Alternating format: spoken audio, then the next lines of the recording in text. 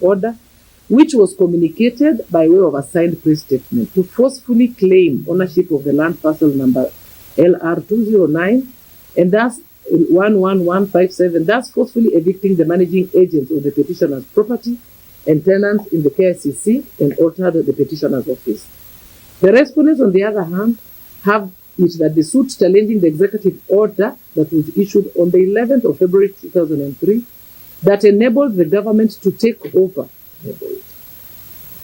the management of the suit property, which is miscellaneous civil application number 128 of 2003, was heard and determined in favor of the respondents. This court finds that the petitioner's petition is unmerited and is hereby dismissed with costs. The cross petition filed by the first to the fourth respondents is merited, and this court therefore orders as follows. 1.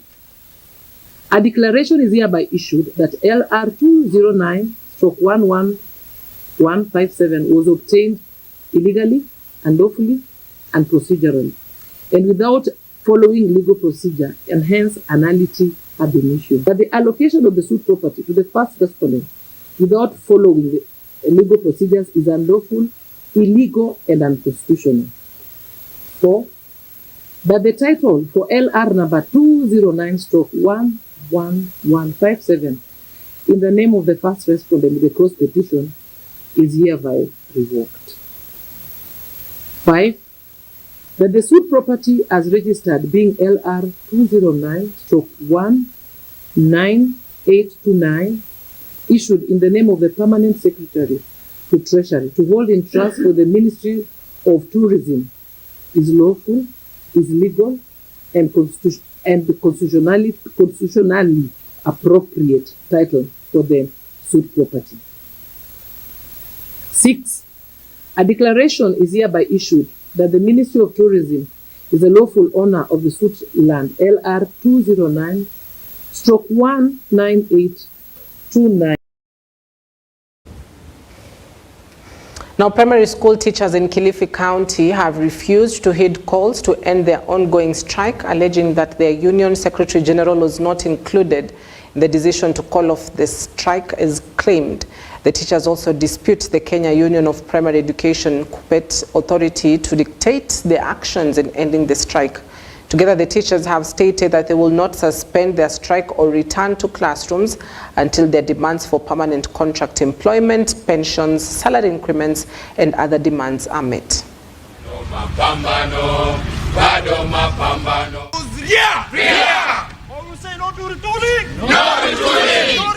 Parliament Committee imekubali kutoa pesa ili kuajiri walimu 46,000. Katika msimamo wao KUPPET wanasema kwamba wameshinikiza serikali iajiri walimu 26,000. Hilo hatulitaki kusikia. Hatutaki kusikia. Kama si 46 teachers, hatutaki hiyo dili yao. We want 46,000 teachers to be confirmed and compensated. Parliament Committee imekubali kutoa pesa ili kuajiri walimu 46,000. Katika msimamo wao KUPPET wanasema kwamba wameshinikiza serikali iajiri walimu 26,000. Hilo hatulitaki kusikia. Hatutaki kusikia. Kama si 46 teachers, hatutaki hiyo dili yao. We want 46,000 teachers to be confirmed and compensated.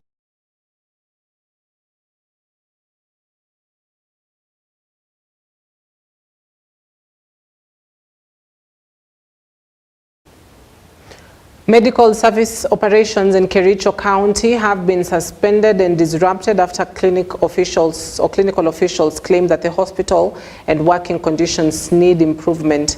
The officials submitted a petition regarding poor working conditions and unpaid allowances.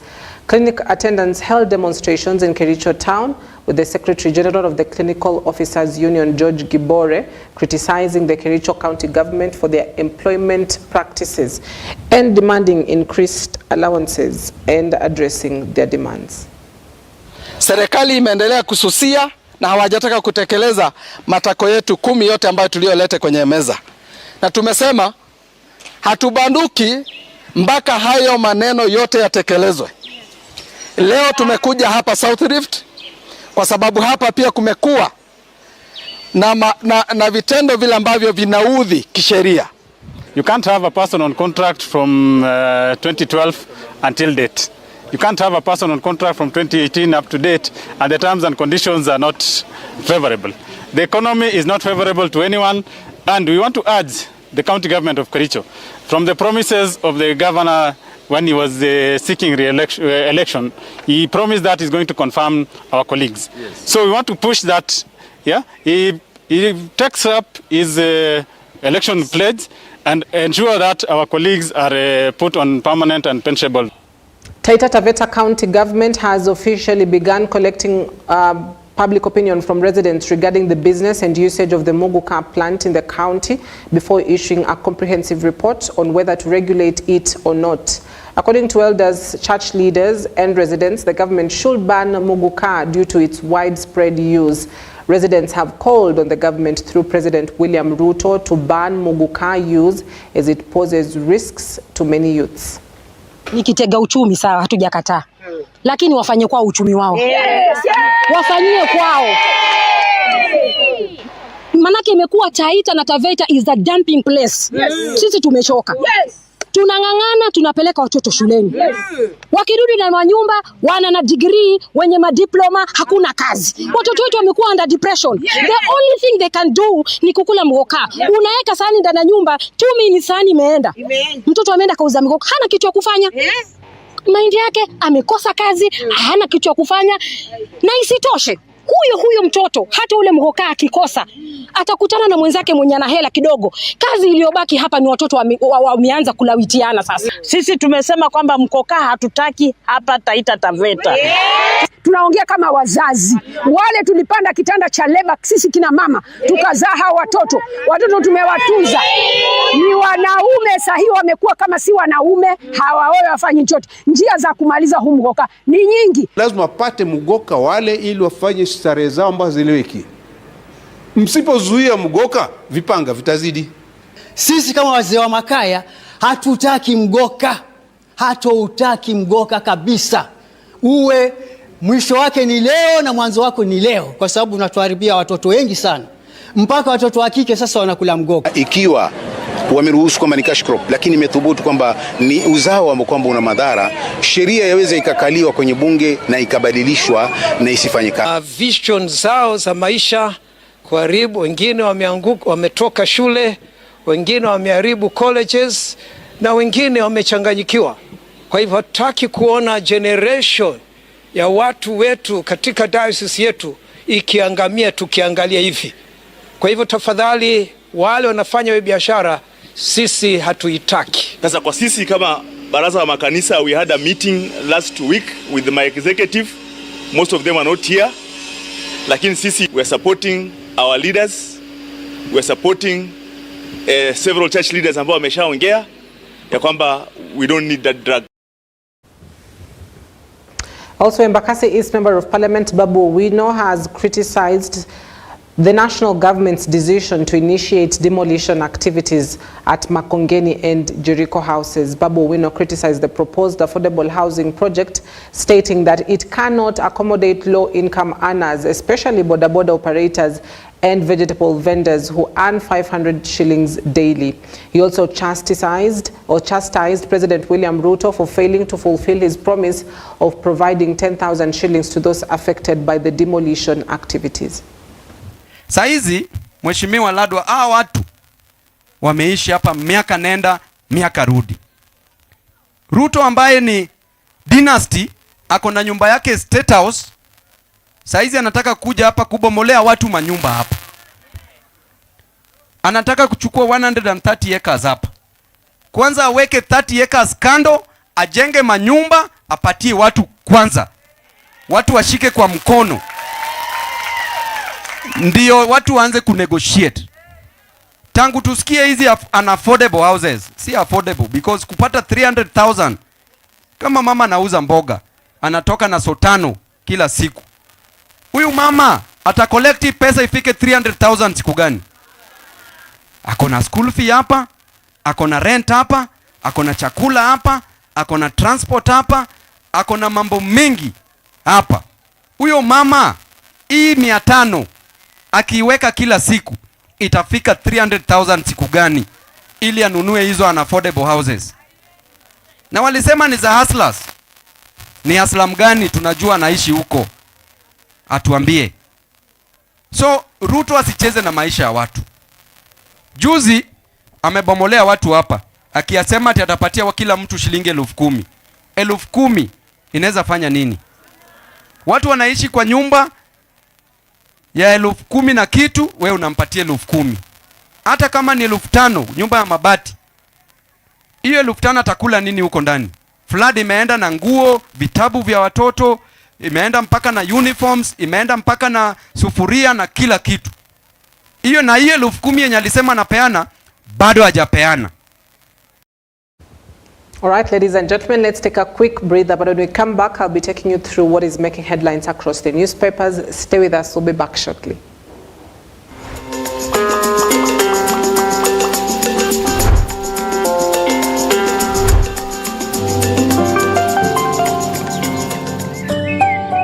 Tax money to grow tax collections, which negates the whole sense of collection.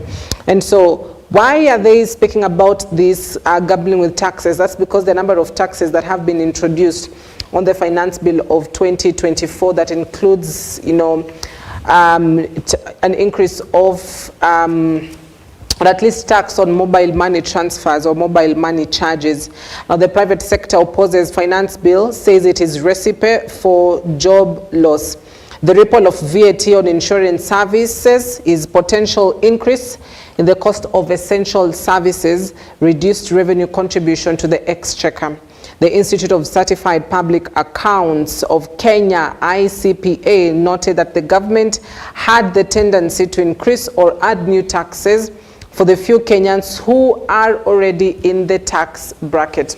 Now let's take a look at some of the statements, key statements that were made by some of the members within the private sector. We've got the CEO of the American Chamber of Commerce, Maxwell Okello, who says the proposed rate of 2.5% whilst borne in addition to the other taxes, fees and levy applicable on motor vehicles proves extremely punitive. I'll take that again. The proposed rate of 2.5% whilst borne in addition to the other taxes, fees and levies applicable on motor vehicle prove extremely punitive, because there was a 2.5% motor vehicle increase, which basically means if you own a car, you have to pay for using the car. And there are questions around that on whether that makes any sense, because you're already paying a road levy fee, you're already paying for your insurance, you're already paying a fuel levy through buying fuel. And so why do you now need a motor vehicle tax? That means if especially you're going to use the standard gauge railway, that means you also have to pay for the road. So you're paying for a road, you're paying for your car, you're paying for fuel, which is a lot of taxes on car owners. Now, Christine Maina from East Africa Venture Capital Association, who's the CEO, says introduction of VAT on financial services will make the services more expensive, as additional costs will be passed to consumers, and this may hamper growth. That means perhaps sending somebody money is going to cost a bit more higher. Also receiving money or withdrawing money, withdrawing money is also going to cost a bit higher. And perhaps, if you're going to pay for goods and services through your phone, it's also going to be higher than expected if the Finance Bill 2024 passes without, modifications. Now, Philip Kaikai, who's the Institute of Certified Public Accounts chairperson or chairman, says increased deductions on the gross emoluments of salaried employees continue to reduce the disposable income on the segment of Kenyans. Increased deductions on the gross emoluments of salaried employees continue to reduce the disposable income on this segment of Kenyans. It's a question of how much do you take home as a net income of the salary, and also looking at just how much is being deducted. You've got the pay as you earn income. You've also got the the soon-to-be SHIF now, the defunct NHIF. You've also got the NSSF, which the deductions also increased from March. You've also got the affordable housing levy, which is also on that pay slip. If you've got a loan that you're servicing, will be on that pay slip. If you've got a mortgage, you know, car loan, whatever you're servicing as a loan will be on that pay slip. They also belong to certain unions, professional bodies. They also have to remit a certain percentage to the unions or to the professional bodies, and then now add whatever you've taken home. Then now go do shopping, go, you know, fuel your car, you know, try send money and just see how much you're left with. And so that is why, you know, the chairperson of the Institute of Certified Public Accounts says, you know, increased deductions is, you know, proves to be more hurtful for Kenyans.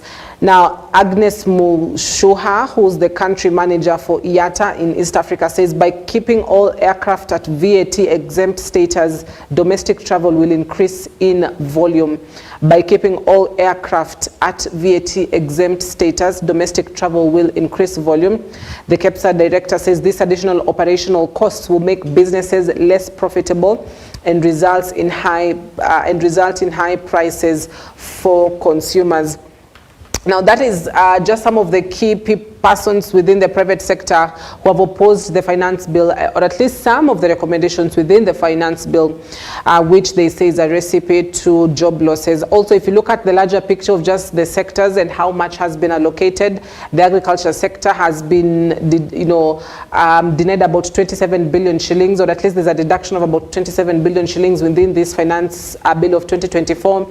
And yet this is an industry that contributes 25% to the gross domestic product, employs the highest percentage of Kenyans. And so it's a question of, shouldn't this be the industry that is being invested more?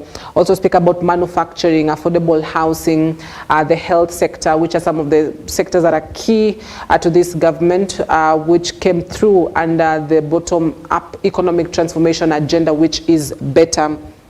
So that is the headline on the Standard. Businesses shutting down, massive job losses, further increase in the cost of living, and failure by the taxman to grow tax collections are some of the likely impacts of some of the proposed tax measures in the Finance Bill 2024. Oh, by the way, the Budget and Appropriations Committee Chairperson Ndindi Nyoro hinted on Sunday that the budget estimates could move up from 3.8 trillion shillings, which had been projected, to about 4 trillion shillings. And this will mean this will be the highest budget in Kenya's history, reaching that particular mark of 4 trillion shillings. But then again, that has perhaps been the trend over the years. If you follow keenly on some of the budget numbers and the total estimates, you know, it has been an increase. And if you look at where we are now, and at least where the economy is expected to be in the next 4 years, by the time this regime, finishes its first 5 years, if they'll be going for a second term, then we'll be looking at more numbers in terms of total estimates. So, according to industry players who also, while making submissions to the National Assembly's Committee on Finance and Planning, noted that many proposals are likely to cause major negative disruptions to the economy.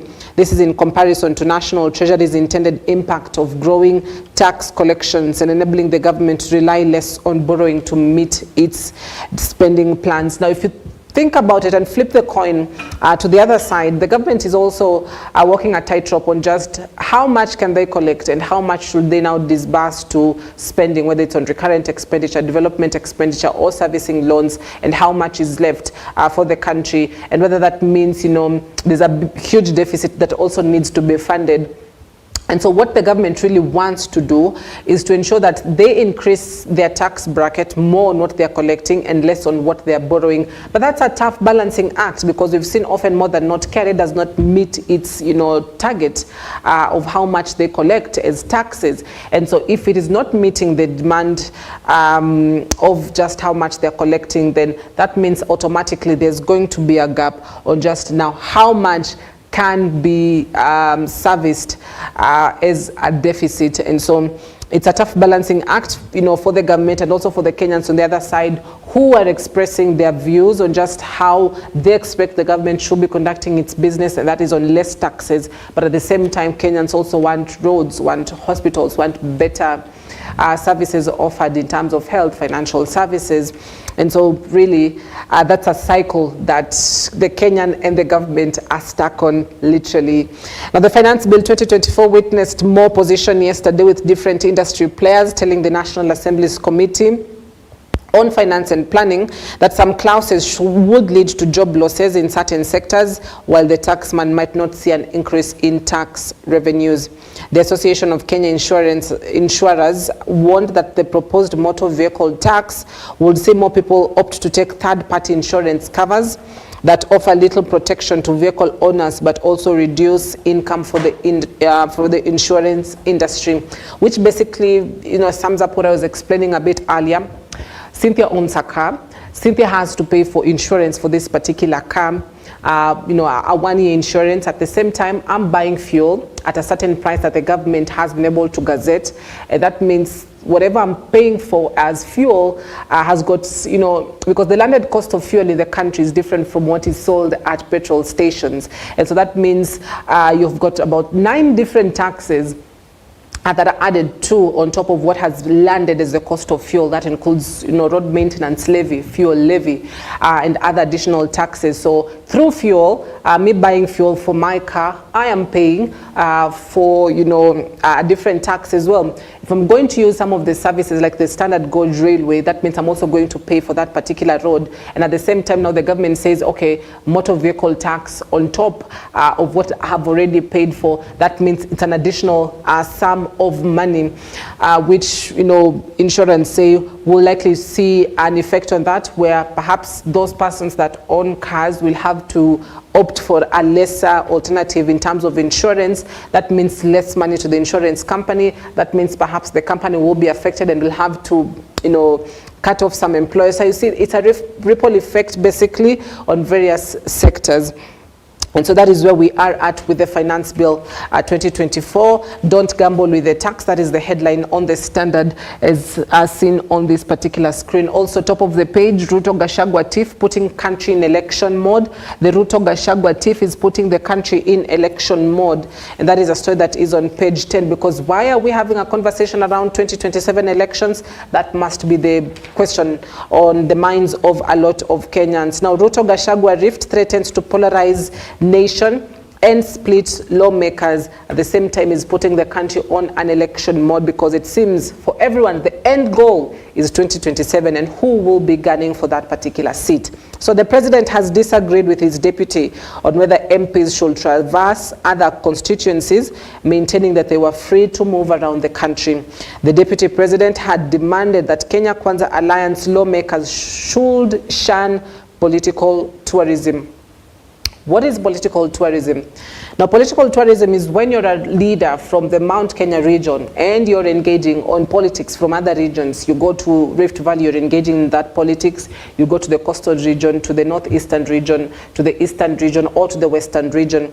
And so the deputy president spoke about this was it one week ago when he was in Rift Valley, and he had attended a function there. He had been accompanied with other leaders, and he said, do not teach us Mount Kenya people how to do Mount Kenya politics.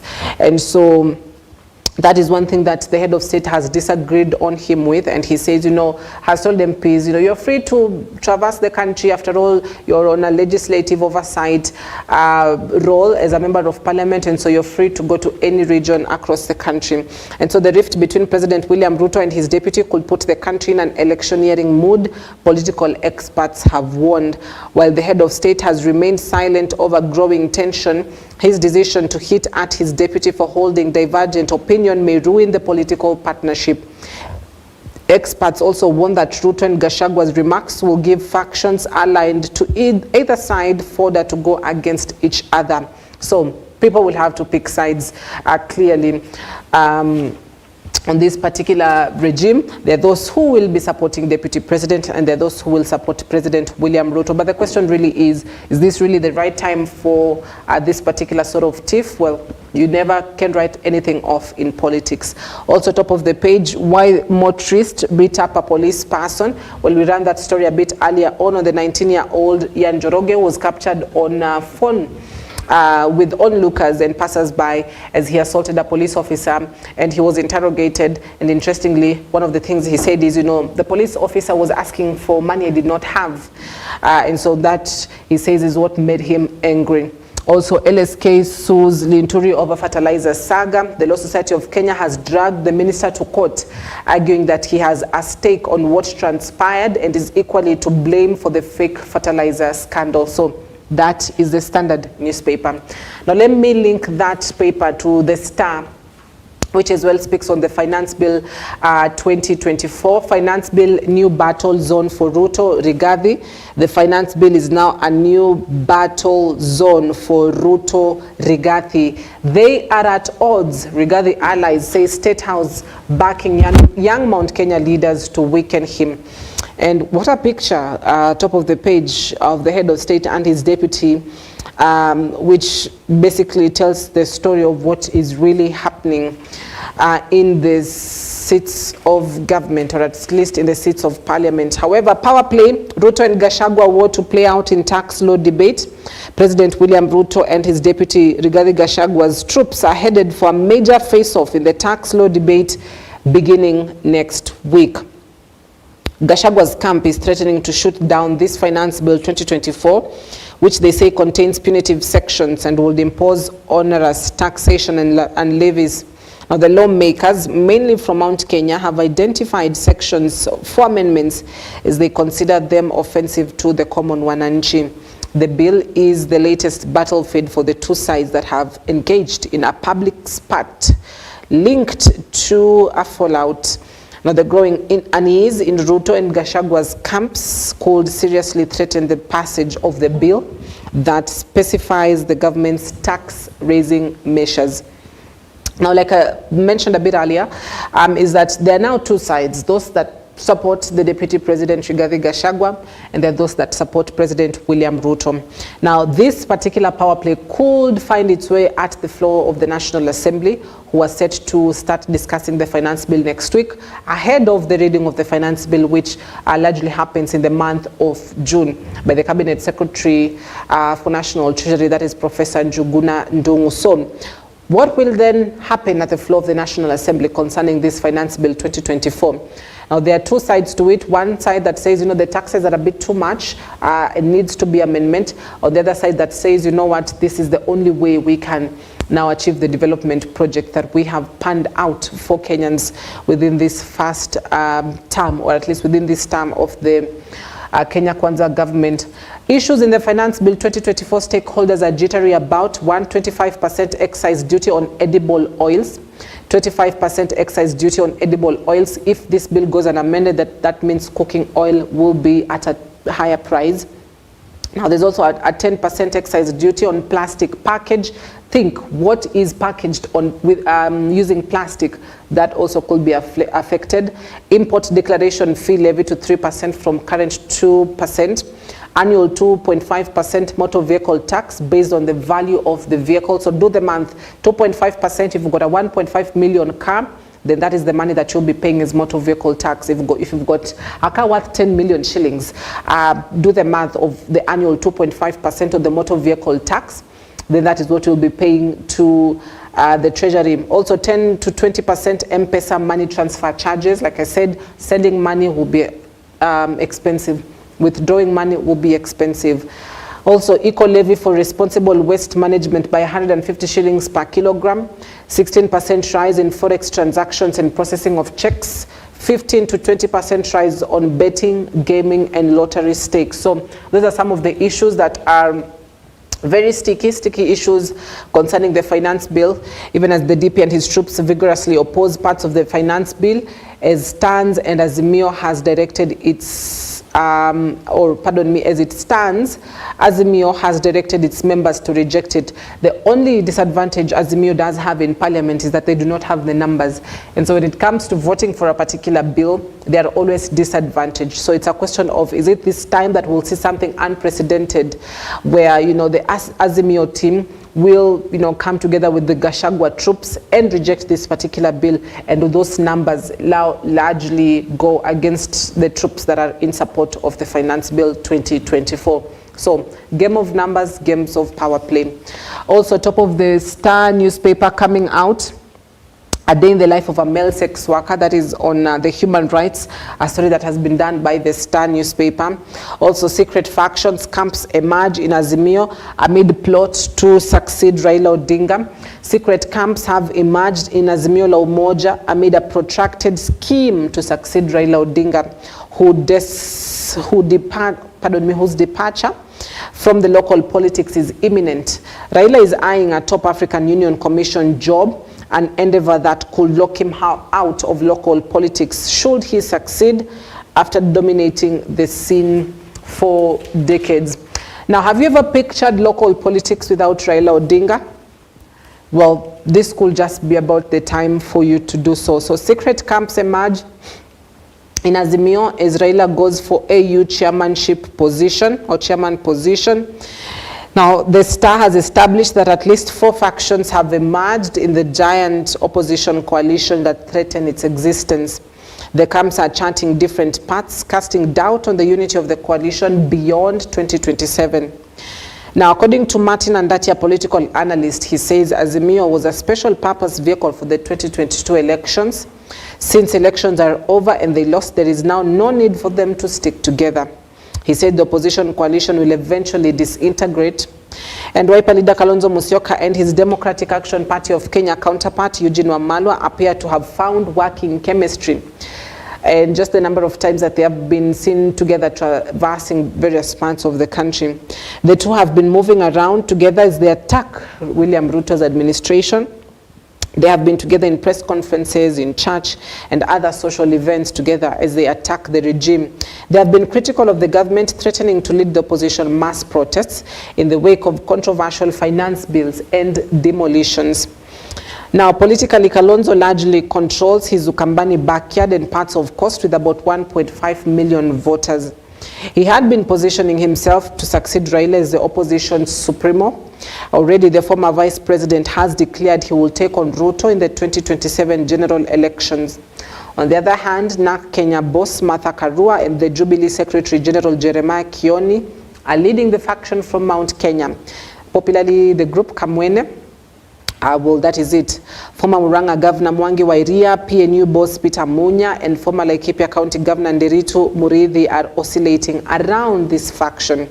Karua and Kioni led the Limuru 3 meeting that announced the formation of a new coalition, Haki Coalition, that targets small parties from the region. Now, those are some of the two factions that have at least indicated that, you know, they are on their own side. Also, there's a different side. The other faction is that of the ODM party now itself. Top echelons that have focused on rebuilding and marketing the party, including former Kakamega County Governor Wycliffe Oparanya, who also doubles up as the deputy party leader, as well as his counterpart, deputy party leader for ODM Hassan Joho, who have been angling to control the outfit in Raila's looming departure. The party has been in an overdrive membership recruitment of members across the country. It is currently preparing to conduct grassroots elections. Joho has been traversing the country, including Raila Odinga's Nyanza backyard, to position himself in the party. So those are some of the 3 coalitions that, or at least factions, not coalitions, but factions that have been spotted out to likely, you know, looking to succeed Odinga if he becomes the African Union Commission chairperson. So I'll take that again, the 3 factions. A faction that is consisted of Wiper leader Kalonzo Musyoka and Eugene Wamalwa. A faction that is consisted of Jeremiah Kioni, Secretary General of Jubilee Party, as well as NARC Kenya Martha Karua, that is the NARC Kenya leader Martha Karua. That faction also includes former Murang'a County Governor Mwangi wa Iria, PNU boss Peter Munya, and the former Laikipia County Governor Nderitu Muriithi. So this is basically a Mount Kenya faction. Then you've got the ODM faction led by the deputy party leaders, that is Wycliffe Oparanya, as well as Ali Hassan Joho. And perhaps you'd also talk about the other faction that includes youngsters who are perhaps also angling for their own time to come. So that is the headline on the Star newspaper. Then finally to The Nation, that speaks of harsh reality. of new varsity fees, harsh reality of new varsity fees, funding model woes. Students and their families are being forced to choose university courses they can afford rather than those they qualify for and aspire to study under the new funding model introduced last year. Investigations by The Nation reveal. Meanwhile, first-year students who are first to use the model have already accumulated huge fee balances, which are set to increase even further as they progress. So that is where we stand at as a country at the moment, where students are picking courses they can afford rather than courses that they want to actually do. And if that is the trajectory, then you're likely to see a lot of people who are in the wrong courses. Now, students and their families are being forced to choose this particular system or other way due to the unaffordable varsity fees. The second cohort under the model is set to join in August and September this year, and many students and parents have indicated that they will apply for inter-university transfers when the Kenya Universities and Colleges Central Placement Service opens the system tomorrow. Now, students who wish to change the courses they have been placed within the same university can also do so on the university portals. Under the funding model, students are no longer guaranteed sponsorship by the government, but instead must apply every year and are financed according to their level of need as determined by the university's fund and the Higher Education Loans Board, that is HELB. On Tuesday last week, President William Ruto met all public university vice-chancellors, and one of the agenda items was evaluation of the funding model. According to a brief message from State House, the VCs confirmed the model is working, and in the next 3 years, it will have improved status of public universities because all students will have been absorbed. But it's a question of who now does it benefit? Does it benefit the schools or does it benefit the students? The learners are not benefiting because if you're going to pay for a course that is asking for, like, for instance, medicine, medicine courses, engineering courses, surgery courses, dentistry courses, which are some of the hot courses, hot take courses, are very expensive, and you're going to pay at a public universities about 400,000 shillings per academic year for that particular course. If you're not going to afford that course, despite having attained grades to pursue that course, will you go for that course? That is the question now that is on the mind for a lot of young learners and families as well. It's a question of can they afford, and that is why you'll find them going for courses which are cheaper, courses that they can afford, just as long as they get into university and get that certificate, that degree at the end of the day. Or in instances where it is completely unaffordable and there is no guarantee for scholarship, either from the government through the CDF or through the HELB loan, then these learners will not go for university courses. They will opt to go to TVET institutions. And that is where the math, as they say in local language, is not mathing at all. And that is why you'll see a lot of reduction perhaps in students that are set to go to universities, and they would rather go to TVET institutions or colleges or technical training colleges, despite having achieved or attained a grade that should take them to university, just because it is affordable on the other side. Now, there is nothing wrong with going to TVET or diploma institutions or training colleges, but it's also a question of, is there now going to be a huge flock of students on this other hand, and this other hand there's less numbers. Now, last year there was a delay in releasing the funds, and students had to learn without money for upkeep. Some accumulated rent arrears, while universities also operated without tuition fees. Some 134,000 candidates have been placed in public universities this year. A total of 47,000 students who qualified for university admission after attaining mean grade C+ in the 2023 KCSE did not choose any degree courses. You have to note that number down. 47,872 students who have qualified for university after attaining the grade C+ did not choose university degrees. Of these, 11,000 opted for diploma courses instead of degree courses, while the other 35,000 qualifiers are unaccounted for. And if this trend continues, and every year you're having this huge number of students, because eventually it's going to increase, due to influence, it's going to increase. 11,000, perhaps rises up to 20 and 30, are all going to the other side. So who's going to go to university? What's the essence or what's the basis of that? It is unaffordable.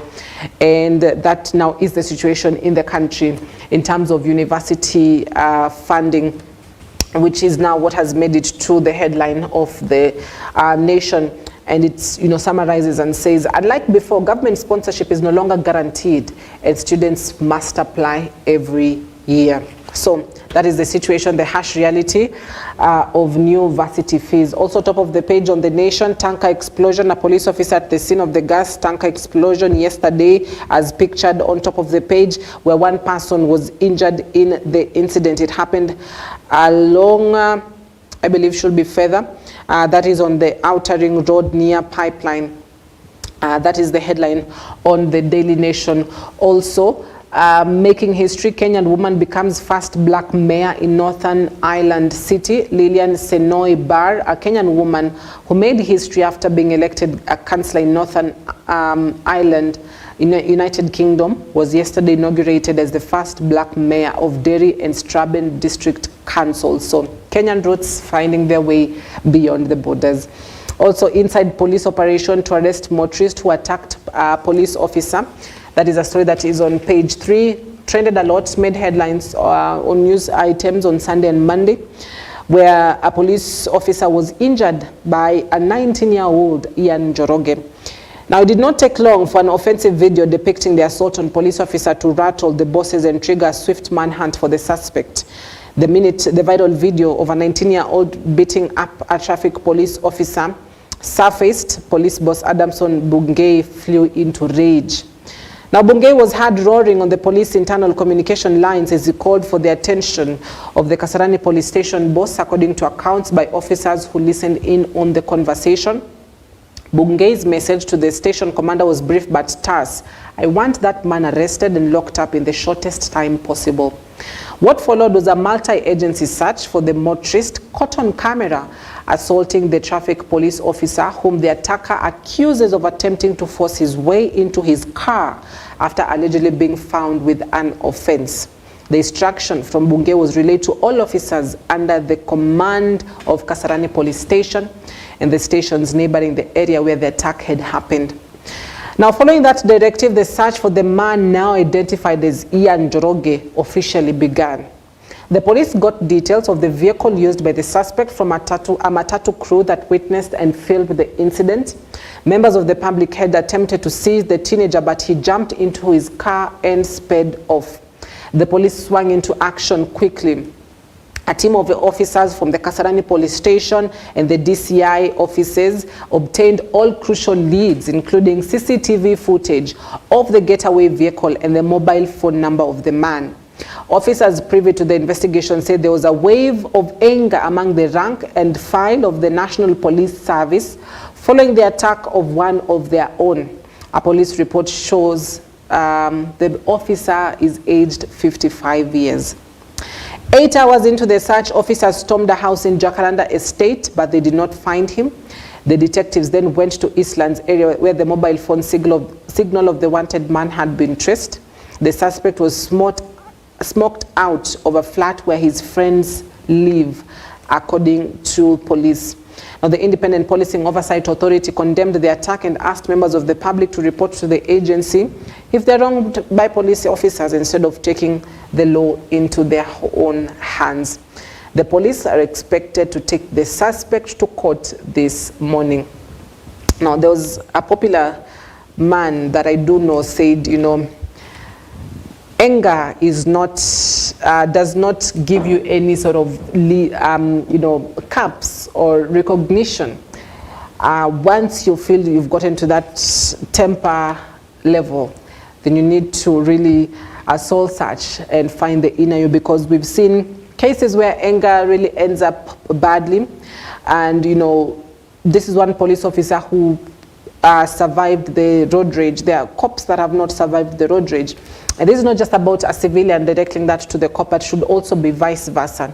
When police officers as well enraged by some of the motorists, how then now do they respond to that? And not just traffic police officers, but any police officer for that matter, including soldiers as well, who are on on the streets more often than not, in the cases that have come out of just their anger. And so it's a question of, are we just angry Kenyans really that are walking on these streets and waiting for the minutest of inconveniences just to, bring out that particular anger? So the 19-year-old will be,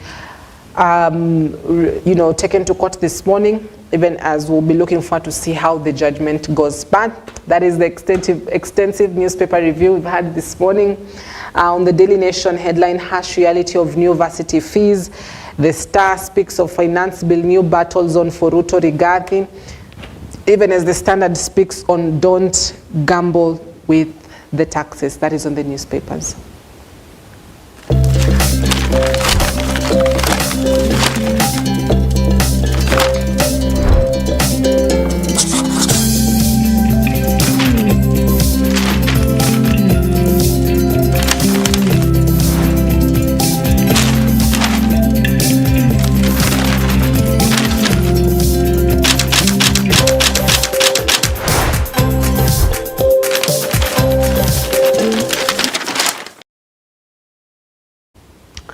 All right, so that is where we wrap it up. Apologies this morning.